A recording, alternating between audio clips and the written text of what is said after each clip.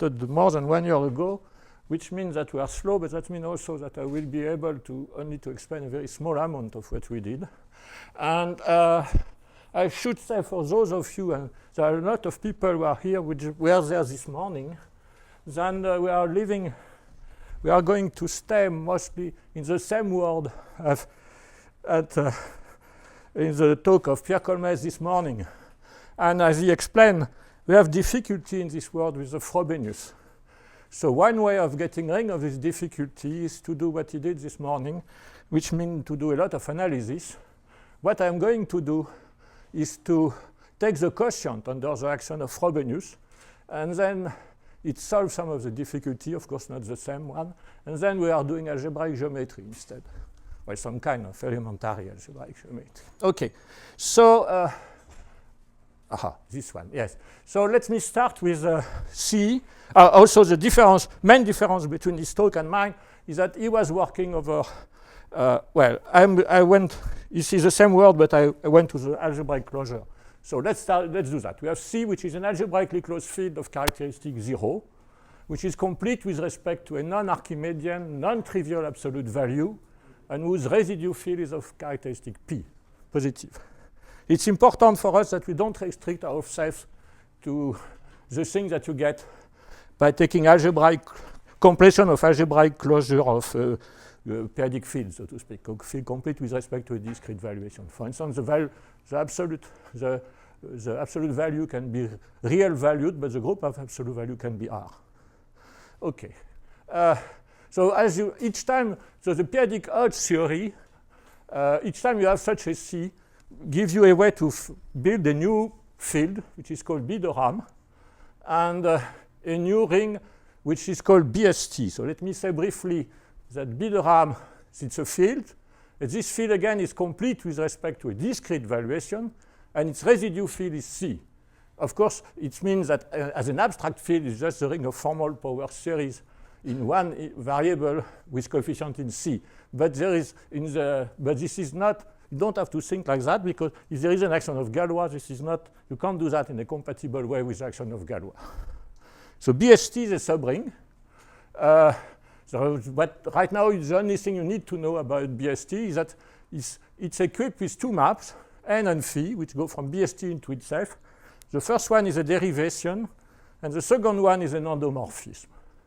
So you have that, and you have this magic formula that N Phi is P times Phi n.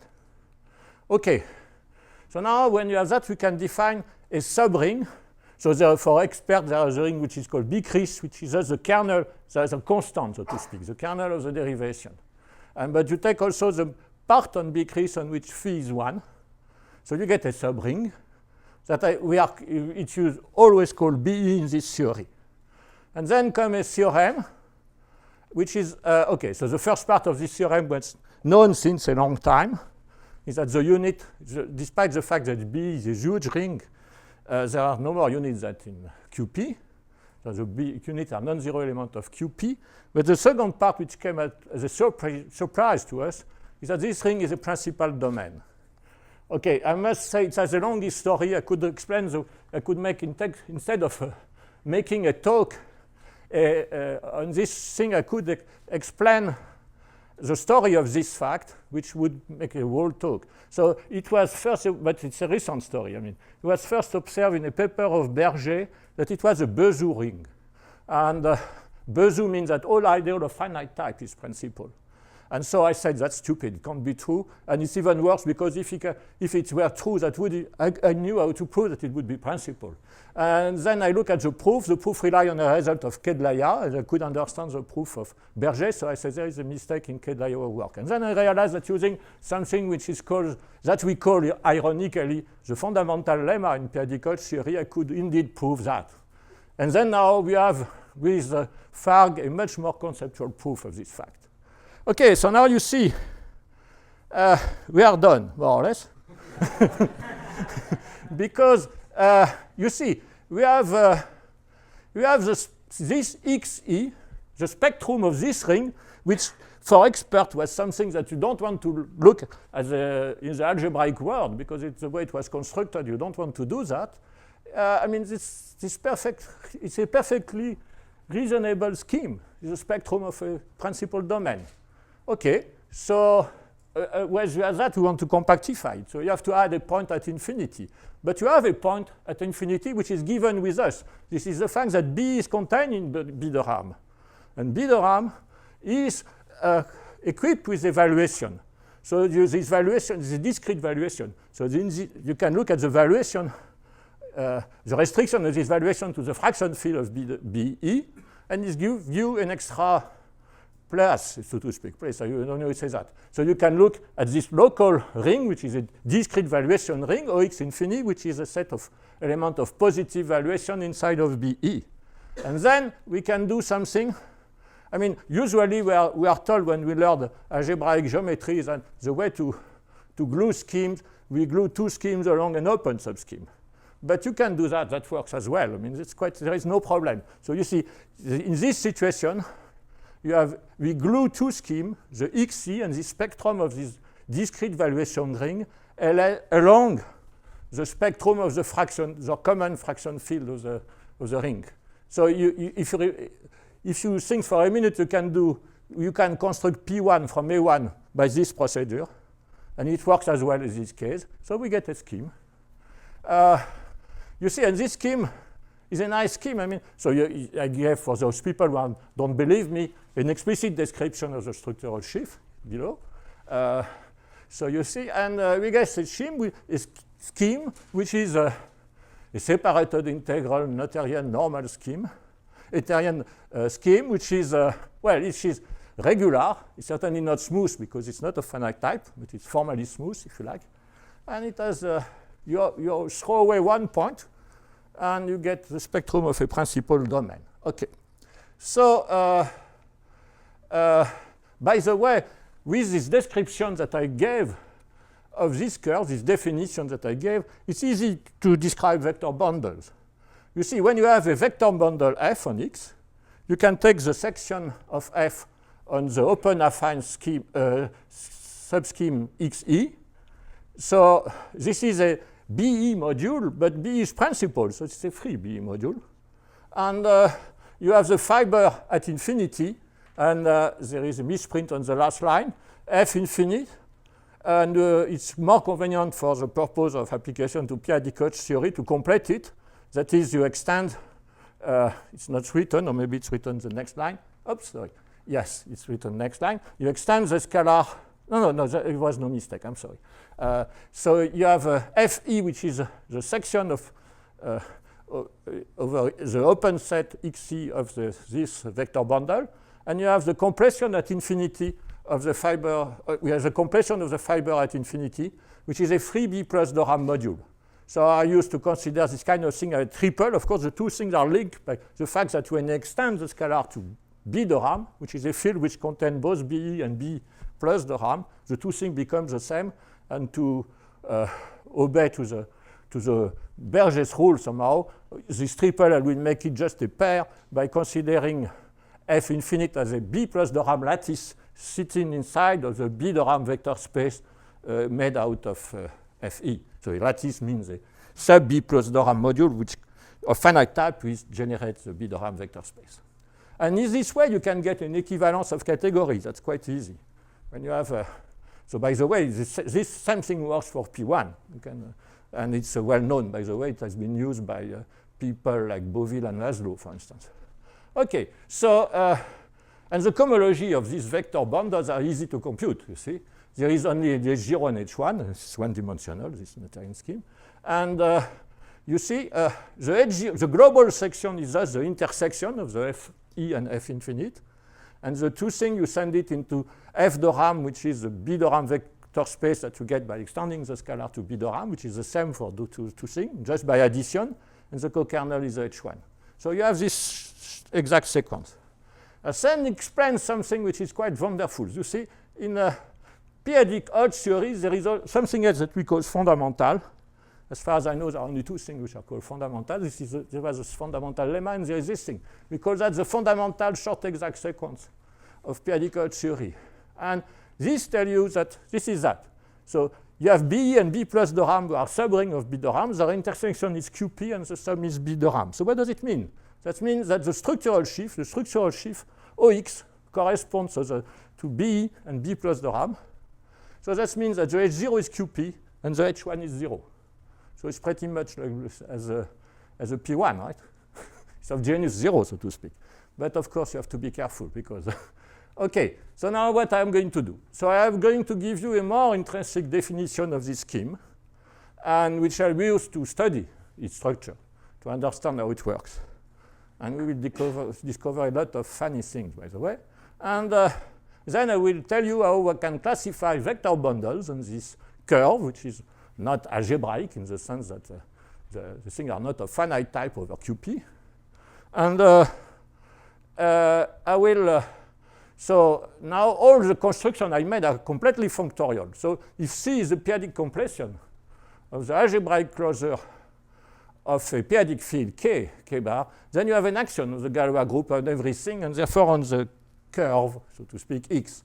And therefore it makes sense to study the GK equivariant vector bundles over X, and that I will do. And the p-Adic Hodge theory will be just a special case of that. And the special case, because we can do the stupid thing, I thought it was written there, it's not, so I will say it.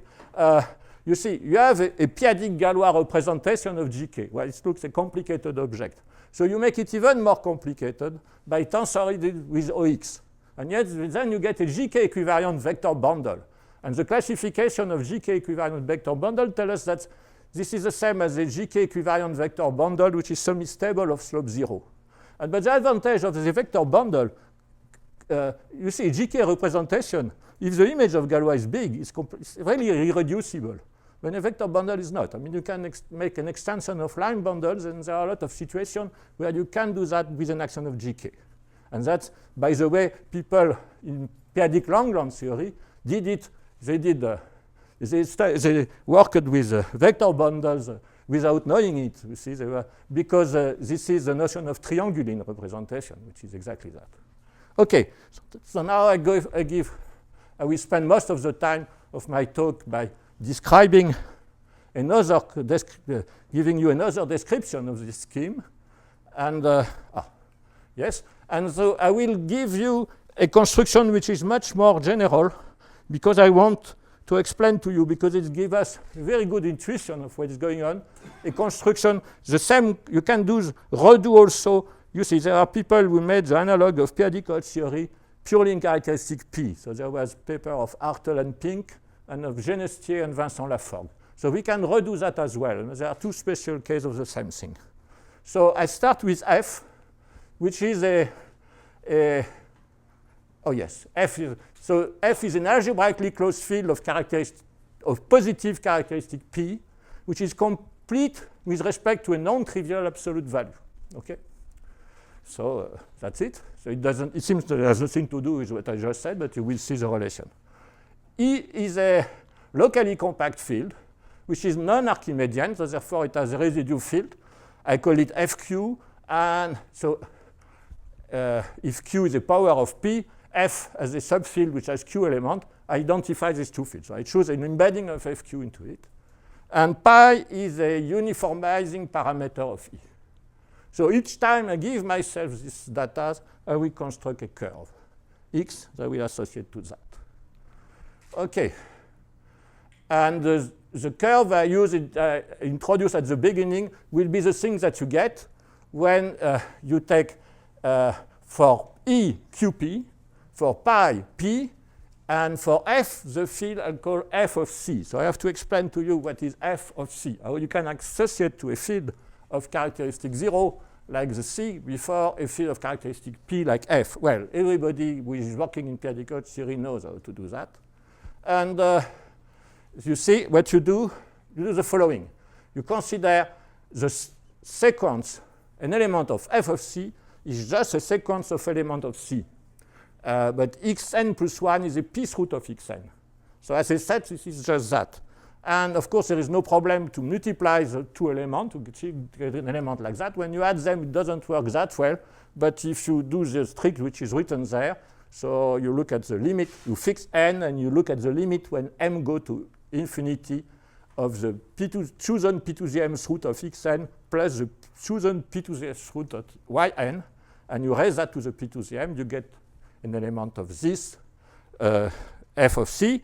So you have two laws, an addition and a multiplication, and with these two laws you get a field which is algebraically closed, and which is of characteristic p, and it is complete for an absolute value that I call sub c, which is confusing, but because this is absolute value that you get from the fact that it comes from c. And if you change c, you can get the same field f, but you won't get the same absolute value. So it really depends on the choice of c. So it's defined like that. Okay, so that's it. Okay, so now I have to explain this construction.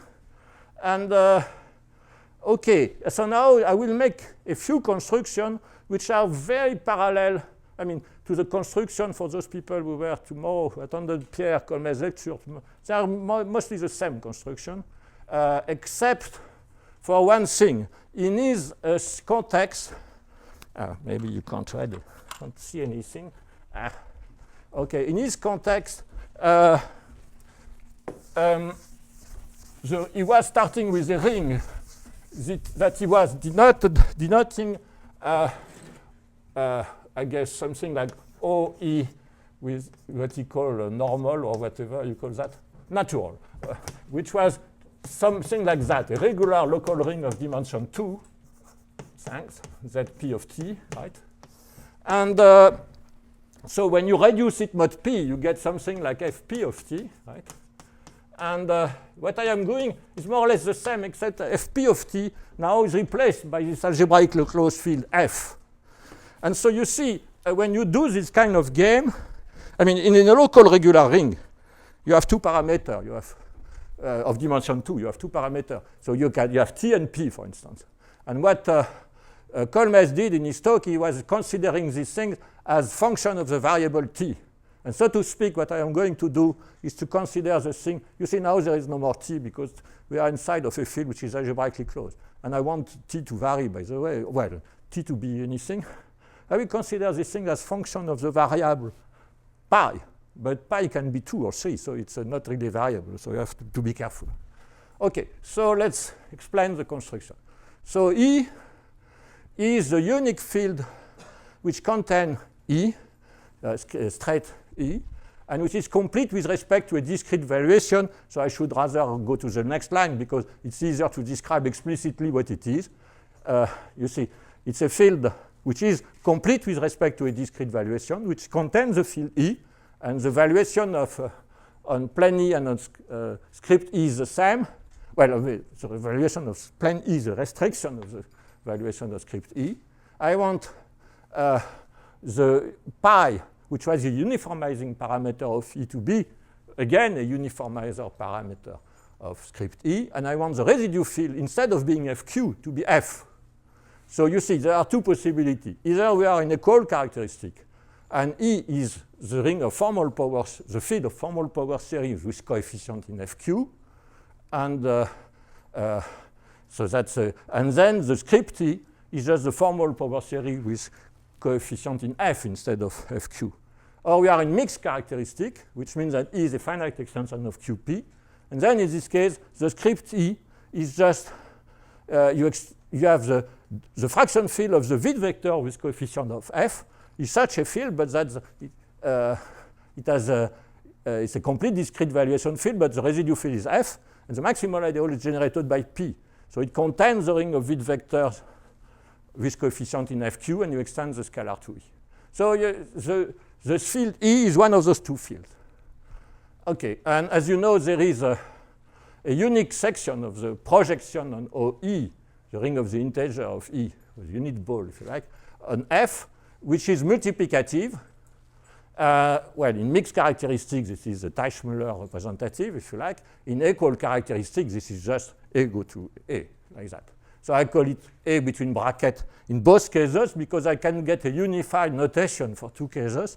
Any element of E, I can write it like some kind of a formal power series in the variable pi, but the coefficients are between brackets, and the brackets are really necessary. We are in mixed characteristic. Right? So yeah, it can be written in a unique way like that. So there are only finitely many AN. I made a mistake, by the way. The AN are not in OF, they are in F. That's a misprint. Okay. So, and now there is a subring, and this would be irrelevant if with the definition which is written. So really the AN on script E are in F, not in AF. So now I consider the ring B. So the big B is a generic name for rings in the p-Adic theory. But the sub B means bounded here. So that's a series like that. Sum of AN pi n, such that the AN are bounded. But it's easy to see that it's a subring. I'll leave it to you. And now I can make in one line, no, maybe I'm exaggerating. It will be 3 or 4 lines, maybe. So all the construction of all the different rings which have been made this morning are the analog in this context. But of course, I am doing that by force brute force. So you take, so you consider, so each time you give an element of BB, and you choose a real number rho between 0 and 1 in the closed interval, 0, 1. Then you can also define f, the absolute value f sub rho, so to speak, by this formula. So if rho equals 0, this is just q to the minus r, where r is the smallest integer, such error is not 0. So this is just a p-Adic valuation, you see, on the ring, which is suitably normalized. And the normalization doesn't matter anyway. But when you are between rho between strictly positive, but less or equal to 1, you take the supremum of the AN rho n. So you see, if rho is strictly less than 1, the supremum is a maximum, because this thing tends to 0. But if rho is equal to 1, it's not, in general, it's not. And this is theorem that is not very hard, but which is completely obvious in a call characteristic, that these things are multiplicative norm, or absolute value, depending on your favorite terminology. Okay.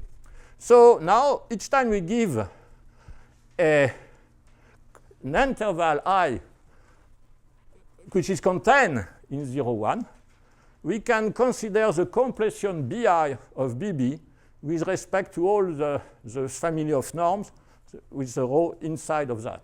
Makes sense? And so we have a lot of things, and they are mostly the rings that defined at the Colmes this morning, but in a different context, and of course with different convention also.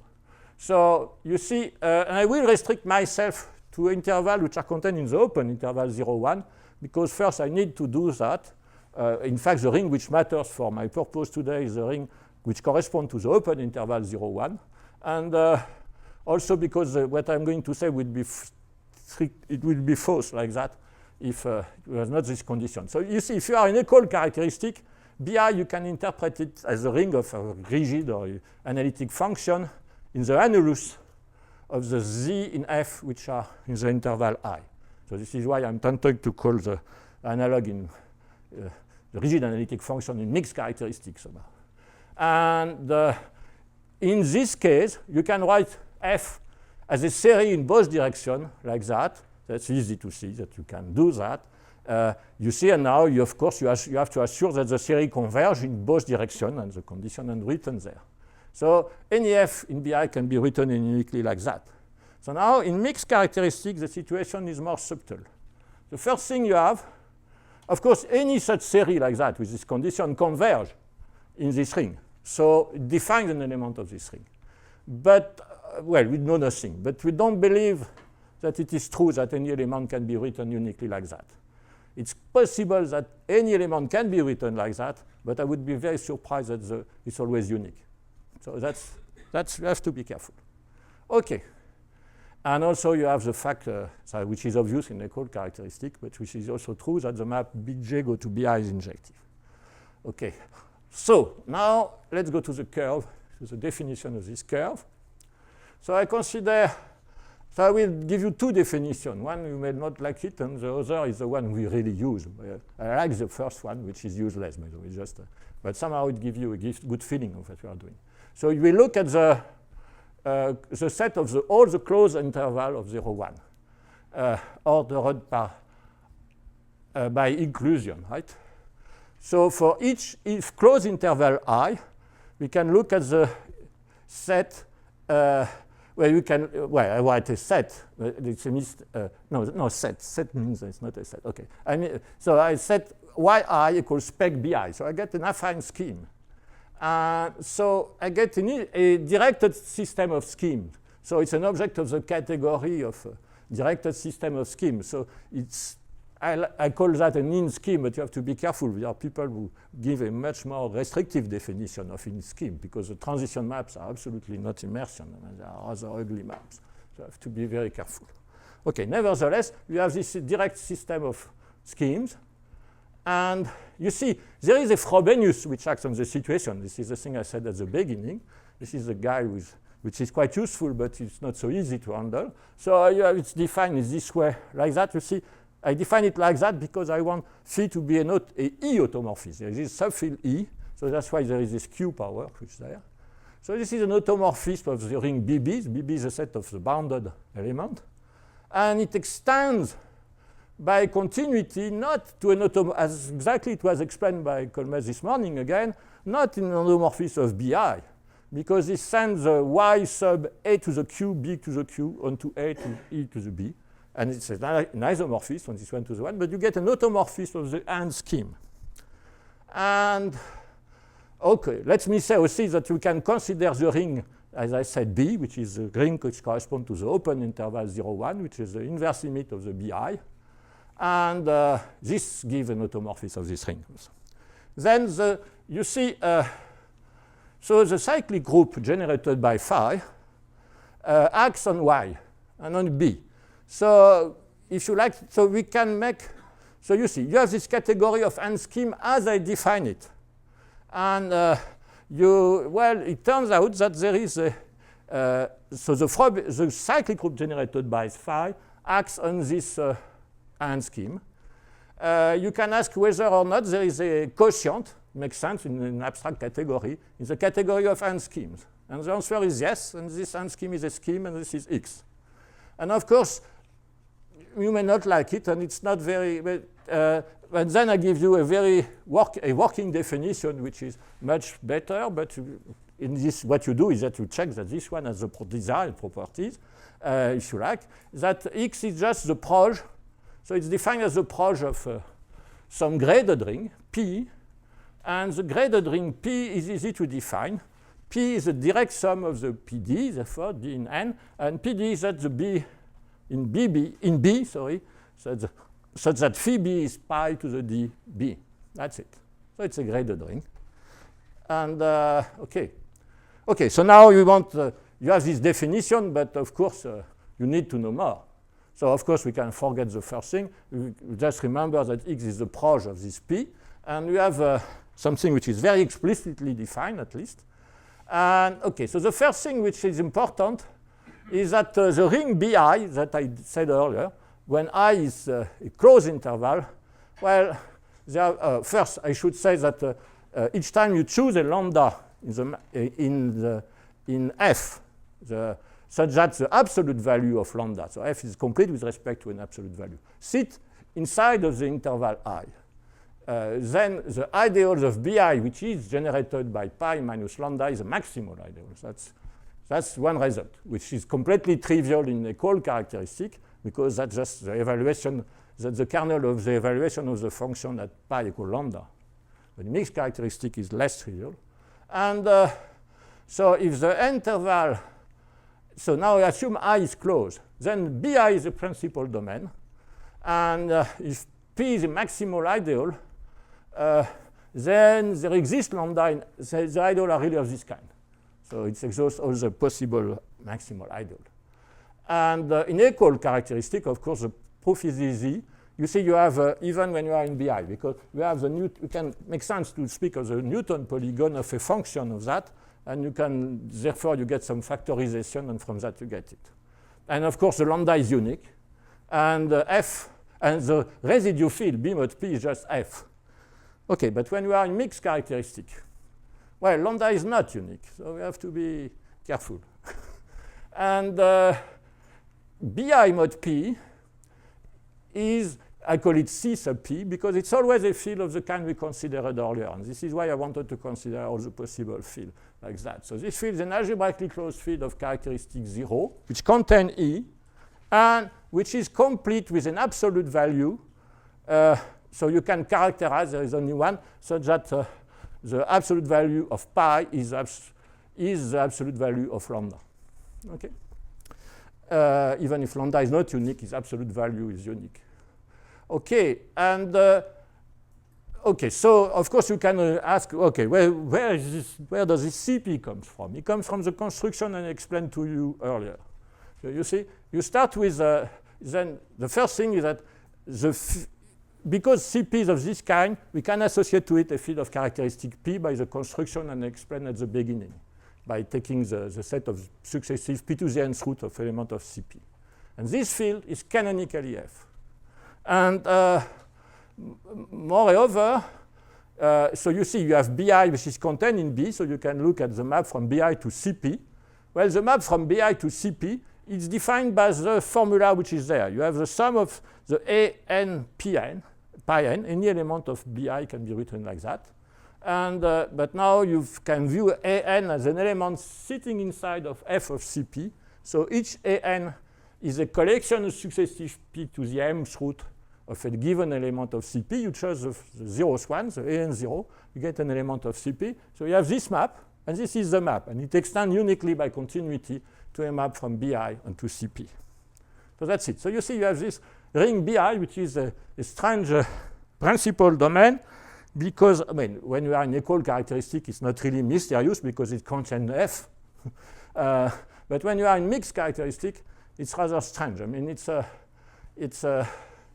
it doesn't contain such a big, I mean, the biggest subfield that it contains is a field on which the valuation is discrete. But all these residue fields are algebraically closed fields complete with respect with evaluation. So it's very strange. Okay, and now you see what are the possible choices for lambda. I mean, when you see this map, when you are looking for the lambda such that the image of pi minus lambda is 0, that just means that lambda 0 is pi. So when you have a lambda, if you multiply this lambda by an epsilon, which is, you see, this is an element of the Tate module of the multiplicative group of Cp, but that you view inside of F. So it's very vicious. You have to be careful because you have this Zp of 1, which sits inside of the multiplicative group of the units of F, depends on P. Different P will give you different Zp of 1. So the indeterminacy of lambda is very hard to understand when you see this thing this way. Because each time you have a lambda, there is a line, a Zp line inside of the multiplicative group of the unit of F, such that if you multiply lambda by an element of this line, this is again an element which is such that P minus this new lambda is in the kernel. But this line depends on lambda. Okay, so I will try to leave this indeterminacy. So now go and also to describe the graded ring P. Okay, so to do this description, just to save time and for simplicity, I will assume that E is Qp and pi equal P, which is what I need for application to p-Adic Hodge theory. And this will, otherwise I will have to remind you a few facts about formal, limited formal groups. Because here there is hidden in what I am going to describe, the multiplicative formal group, and you have to replace the multiplicative formal group by the limited formal group in a way which is not completely obvious, by the way, but okay. So let's assume we have this situation. So first, so let me remind you, PD is the set of the x in B, such that phi x is pi to the dB. So now it's that phi d is p to the dB. So P0 is just Qp. So that's easy to see, and it would be E in the other situation. Okay, so now you can look at U. Let's call U, so the principal unit of OF, of the ring of the integer of F. So it's the element which are of the kind 1 plus an element in the maximal ideal of OF. Okay, so this is a group, and of course this group has a natural, this is even a ZP module, and it is in fact a QP vector space because F is perfect because it's algebraically closed, so you can extract this root. It's multiplicative, right? So it's a QP vector space. It's even a QP Banach space, if you like, but I'm not going to use that.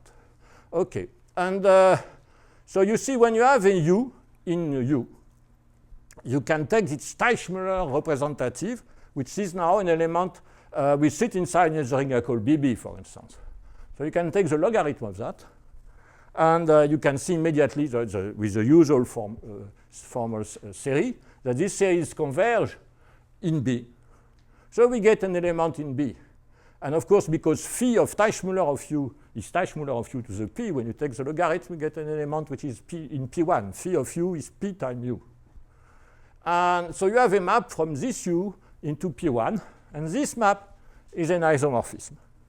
So you see, in this ring P, at least we understand very well P0, it's just QP, and P1 is just U. So what are the others? Well, the other is harder to understand.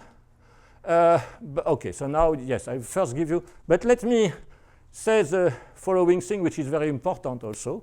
If I choose a maximal ideal M of B, so you see B is the inverse limit of the BI. So there is a natural topology of B, which is not this topology with a discrete topology of the BI. You have to put some other topology of the BI anyway. But so there are closed maximal ideals. And each time you have a closed maximal ideal M of B, it corresponds to a maximal ideal of some BI. And then it can be defined by, it corresponds to a lambda. So, but as I said, this ideal, so it's generated by a P minus lambda, where now lambda can be any non-zero element in the maximal ideal. And, as I said, this lambda is not unique. But there is something which is unique. You can look, now P1 sits inside of B. So you can take the intersection of this maximal ideal with P1. And so this is a ZP line. So this is a free ZP module of rank 1. And so I wrote it in this way because it's nicer somehow to see an element in U than an element in P1.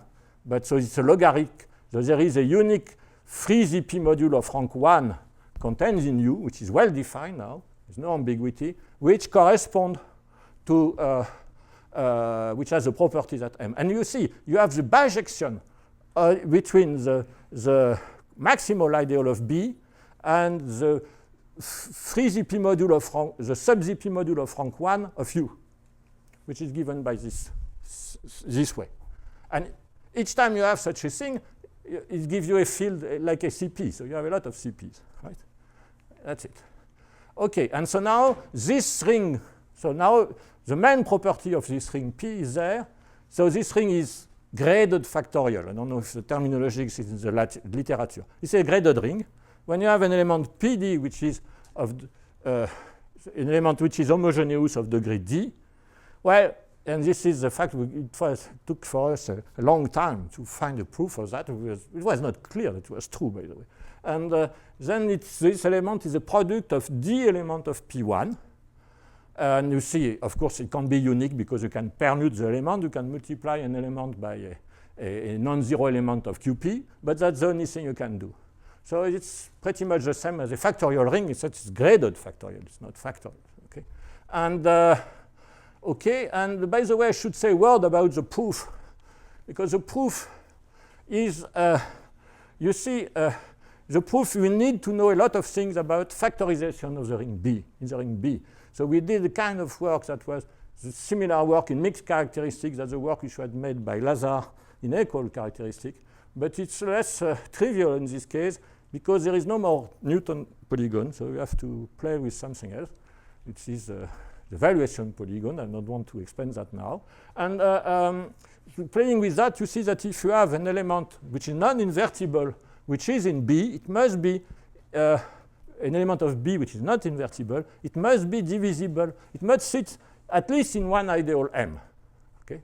So if it sits in one ideal M, so if you have an element which is in TD and which sits in one ideal M, because phi of this element is p to the d times this element which sits also in phi of m, phi2 of m, and also phi1 phi minus 1 of m, and so like that. So, and you can look at the ideal, which is the intersection of the ideal phi n m for n in Z. And this ideal is a principal ideal which is generated by the corresponding U. Okay, so you see, because so you have an element, it can't be invertible, otherwise it would not be like that. So that means that it's lies in some m, and therefore it's divisible by a t, which is by some u, which is in P1, and then you win because you continue. That's the way we prove it. Okay, so now we are done because if you sit down for a minute and if you look what it means for our curve, it means the following proposition. It's really a formal consequence of all what I said earlier. So this x is a separated integral normal Noetherian scheme of dimension 1.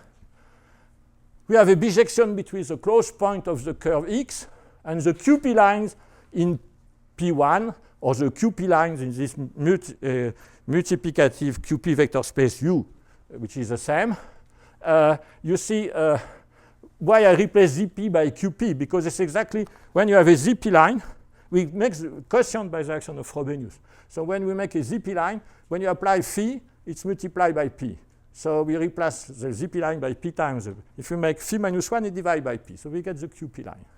And so you see, it's some kind of the P1 of this thing I call P1. But the P is of P1. But of course, it's not that. So you have a bijection which is a close point on that. And each time you choose a close point, x, the local ring at x is a discrete valuation ring whose residue field is an algebraically closed field complete with respect to real valued valuation extending the given valuation on E.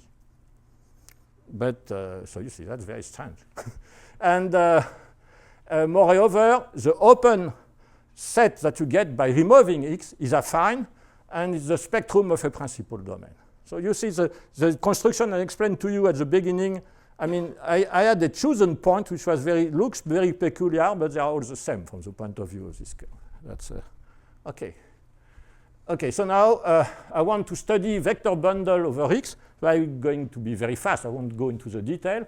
And you see, but I will, earlier at the beginning, I use the fact that I had a chosen point to describe you a vector bundle. So now I'm doing to forget that, and I'm going to describe the curve.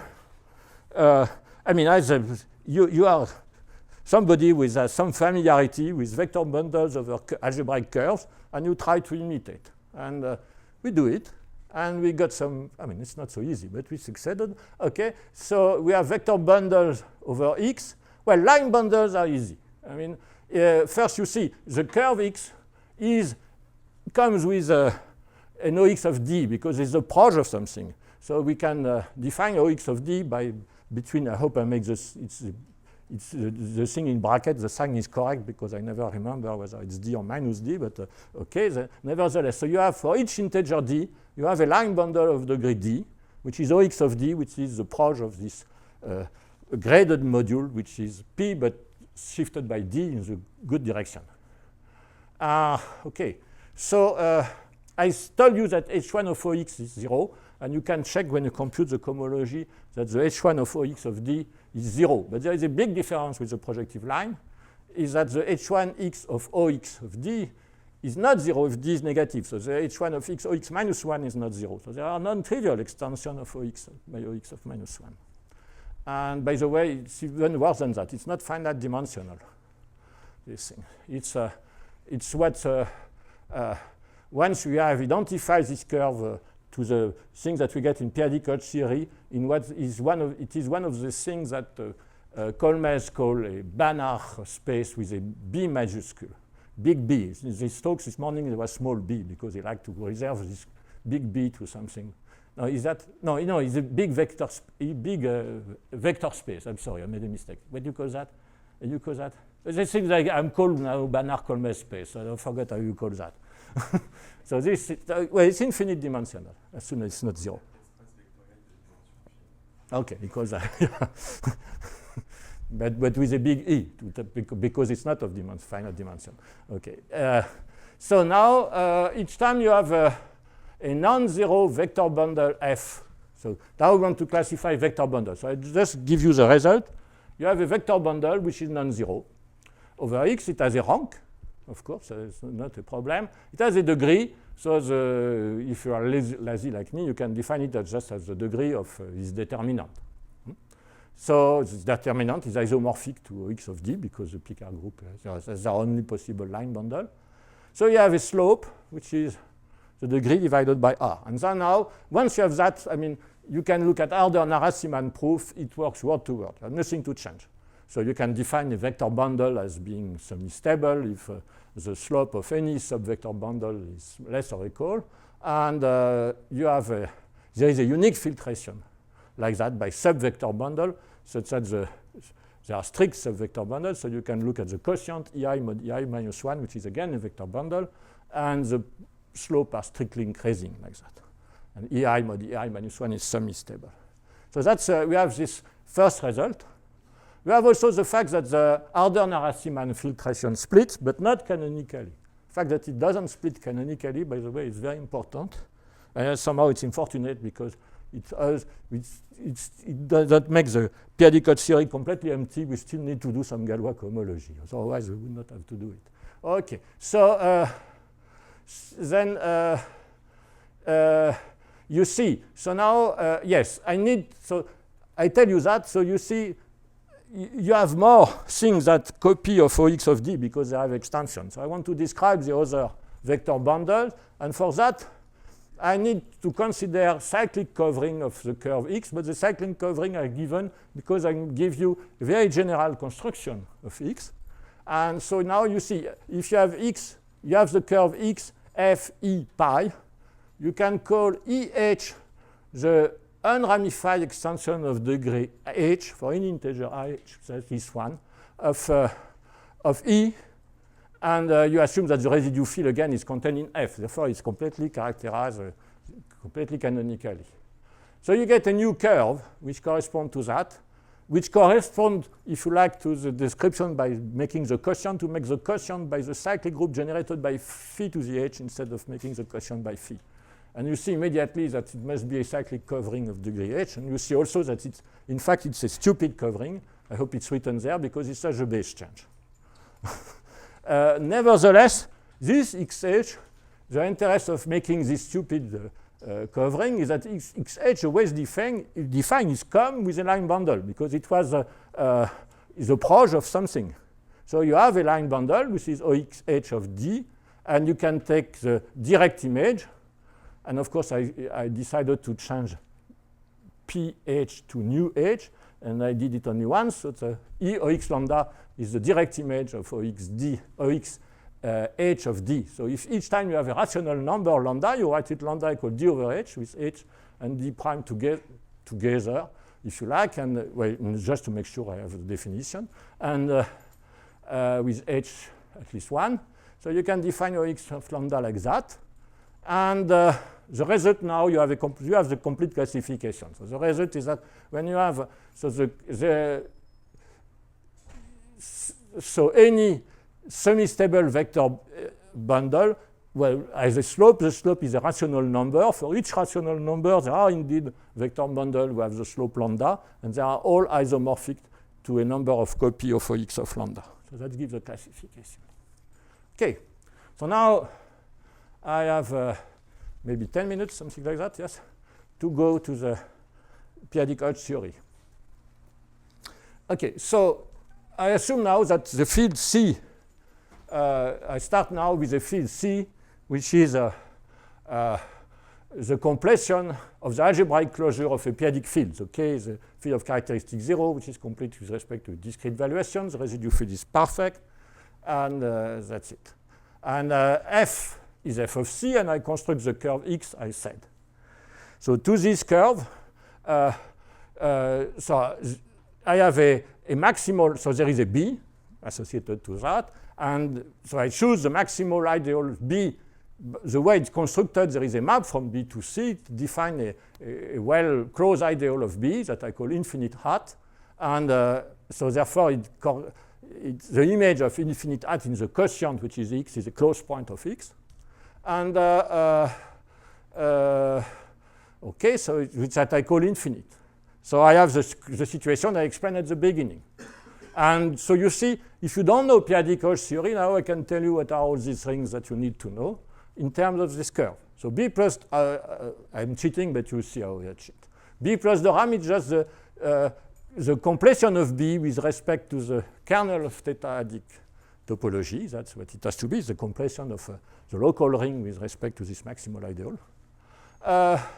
Now if I choose epsilon and lambda, well, this script f should be a strict a plane f, such that epsilon 0 is 1, and epsilon 1 is not 1, so a generator is the Tate module of my field C. And I choose also a lambda such that p minus Teichmüller of lambda will be a generator of theta, so that's lambda 0 equal p. You see, then infinite hat is the ideal generated by p minus lambda. The infinite corresponds to the ZP line, QP line, which is generated by this element t, which is the log of epsilon. And I need to add an extra element. That's the thing, the difference between crystalline and semi-stable or log crystalline, that as I will say, Galois representation. I need to add an element in which is not in this curve somehow, which is the logarithm of this element. So this theory doesn't converge in the ring I call B, which is unfortunate, but it converges in B plus the RAM. That's a part of the story. Okay, so now if you don't know what BST, Bcris, and this kind of thing are, let me say, you can, in everything except when you want to compare crystalline cohomology with étale cohomology, then you need Bcris because Bcris is a crystalline cohomology of something. Otherwise, when you are just interested by working with Galois representation, you can replace Bcris by the ring I call BCR, which is the ring I call B earlier, and you make T invertible. But you see, the T depends on the point you have chosen. And you can replace also BST by the ring, the sub-ring of B plus the RAM that you get by adding this U to Bcris. And this U is transcendental over the fraction field, so it's a ring of polynomial. And they play the same role. And therefore, okay, so now let's consider we have all what we need to finish in this time. So we consider GK equivariant vector bundles over my curve. So you see there is an action of GK on my curve now. So it makes sense to look at vector bundles which are equipped with an action of GK which is compatible with the action on the basis. So this is what I call like that. And of course, if you forget the action of GK, you will know that the vector bundle corresponds to a pair where F is a BE module, which is a section over the open set XC, and F infinite at, which is the completion at infinity of the fiber at infinity. But you see, the point is that the point at infinity is closed, is fixed under GK. So in fact, this decomposition is compatible with the action of GK. Therefore, FE is what I call a BE representation. That is, it's a free BE module of finite type, which is equipped with a semilinear action of GK. GK acts on BE, and it's equipped with a semilinear action of GK. And F and the second property is that the B plus the RAM lattice, you see, when you extend the scalar to B the RAM, you still have an action of GK, and the F infinite at must be a lattice which is stable under GK. And that's it. So you have an equivalence of category now between GK equivariant vector bundle and X and such pairs. And these pairs have been already studied by Berger. By the way, we relate that to phi gamma module over the Roba ring. And you have, this is an equivalence of category, but there is nothing to do. It's completely formal. Okay. Now, you see, so when you have a GK equivariant vector bundle, you have, if you forget what happened at infinite, you have a B representation. So it works to study B representation. And so you have this fact. There's a category of B representation of GK is abelian. Once you know that, it's clear that it's a QP linear Tannakian category. That's not the important part of the theorem. And why is that true? I mean, you see, if you replace, I say the B representation is a free B module of finite type with a semilinear action of GK. If I just require that it's a finite type, not free, it's obvious So what you have to prove is that it's not possible to have a trivial, a non-trivial torsion B representation. And the reason is that if it was some, that would mean that there would exist a non-trivial, a proper ideal of B, which would be stable under GK. And what we can prove, that we prove with Farg, is that the orbit of the element of GK on the close point, which are not the fixed point infinite, are all infinite. So it's not possible. So we have this nice abelian. I'm not sure, but I believe that this result is also in Berger's paper on B's pair. And there is another way to prove it if you don't know that, which you use sense result, a very deep sense result on Galois cohomology, which you put instead of knowing that. So that's very funny that the two things give you same result, by the way. Okay, so that's, yeah, yes, that's the proof. Okay, so, and also I should observe, there is this funny thing. B is it's a principal domain, but nevertheless, it's an ugly ring, very big. But the one-dimensional B representation is the same as one-dimensional p-Adic representation, because a one-dimensional B representation is a continuous co-cycle in the multiplicative group of the invertible element of B, but this thing is just QP star, and there is no action of Galois. So that's it. Okay, so now I have, well, I started late. I don't know if it means that I have allowed to may I speak 5 minutes more, or should I stop? It's up to you.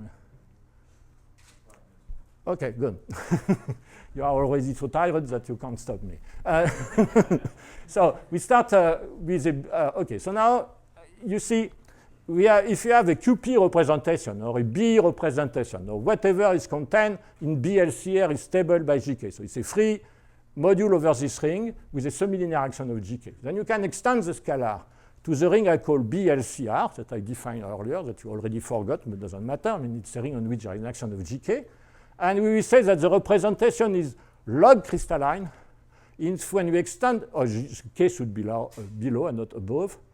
And if the representation of GK is, when you extend the scalar to BLCR, you get something which is trivial. That is, it's generated as a BLCR module by the elements which are fixed under GK. That's the definition of log crystalline. So I call that log crystalline, and I've written in such a way that you can't read it, and it's made on purpose, semi-stable. This is the old terminology, but you see now, I mean, it's very confusing. There are things which are semi-stable as vector bundle and are not semi-stable as Galois GK vector bundle, so it would be too confusing. So we change the terminology into log crystalline, and there is a generalization of that, which is technically important, which is the notion of potentially log crystalline, which means that it becomes log crystalline after replacing K by a finite extension. Okay. So you see, you can also define GK equivariant vector bundle and say that they are log crystalline or potentially log crystalline just because there is a BE representation, which is the open reference. Okay, so that we can do that. As you know, maybe it doesn't matter the precise definition of a phi-n module, but it's an object of linear algebra. It's a finite dimensional K0 vector space with an endomorphism n, a semi-linear bijective map phi, which has the property n phi equal p phi n. So now it's completely formal, that you have an equivalence of Tannakian category between log crystalline BE representation and phi-n module. You see, when you have a log crystalline BE representation, you extend the scalar. I wrote BST, it's not false, but it would have been more accurate with what I told you to write BLCR instead of BST. It would give the same thing. So this is, you see, because there is an N and a phi acting on BST or on BLCR, on the fixed part under G, K, you get a phi n, so that gives you a phi n module. And if you start with a phi n module, you can recover a BE representation by extending the scalar to BST and taking the part on which n equal, oh my goodness, I've been too, no, that's all right. Okay, n equals 0 and phi equal 1. So in this way, we get an equivalence of category like that, and it extends whatever it means between an equivalence of between the category of potentially log crystalline and the category of phi ng module. And as Colmes pointed out this morning, by the way, you have to, you see, well, it not pointed out the same way, but that's it was quite different. But that's true again. You have to it's important to notice that the B representation contain exactly the same information that the l-adic representation from a L different from P. Because you see so for instance, when the residue field is finite, you have this a phi and G module. So when in fancy terms, you have the category of phi and G module. This is a QP linear Tannakian category. So you can extend the scalar to QP and R, and you get the category of Weidling representation of K over QP and R. Okay, so now you see, to finish, I just have to say that when you have a potentially log crystalline GK equivariant vector bundle, okay, so I want to study that. So, but I will observe the following thing. You have a B representation of GK, which is the RAM. So that means that when you extend the scalar to not to BST or BLCR, but to B the RAM, it becomes trivial. Then there is a canonical way to compactify, so to add something at infinity in order to get a GK equivariant vector bundle. Because what you do is that you tensor the V with B the RAM, you take the fixed part under GK. So you get D the RAM of V. And now you can tensor this K vector space with B plus the RAM, and you get a GK stable lattice inside of what you need. So we get a GK equivariant vector bundle. So a B representation, which is the RAM, can be compactified this way. And so that's the recipe of the proof, the two classical theorems of p-Adic Hodge theory. I won't have time to describe it, it's unfortunate, but they rely on that. So you see, well, let's say the first thing I will go very fast on that. If you have a B the RAM, if the thing is, when you have a potentially log crystalline vector bundle, it's automatically the RAM. And so, because of the inclusion of K tensor BLC in B the RAM. And so, when you have so you see, so you start with a GK equivariant vector bundle, which is potentially log crystalline. So you can play the following game. You have first, you forget the thing at infinity, but you have the Fe, and with the Fe you can make an F of V, which is a GK equivariant vector bundle. So you have two GK equivariant vector bundles. You have the same general fiber, and so you use the filtration to modify. So you see, you have a modification. The difference of the two is a modification of the two, and if you do that, you end up with this fact. I will just do that you have an equivalence of category. It's completely formal between potentially log crystalline GK equivariant vector bundles and filtered phi and G module over K. And a corollary of that, you see, you take, you apply that to vector bundle of slope 0, and you get, for experts, the theorem that weakly admissible is admissible. So in other words, you have to check when you have a filtered phi and G, you see, you can translate what is the slope and what are the degrees, the rank and the slopes in terms of the phi and G module, and that's easy. And you get that the weakly admissible means exactly semi-stable of slope 0, and this is the content of the classical theorem. Okay, so I have no time to explain how we can prove the other theorem, and I stop here. Thank you.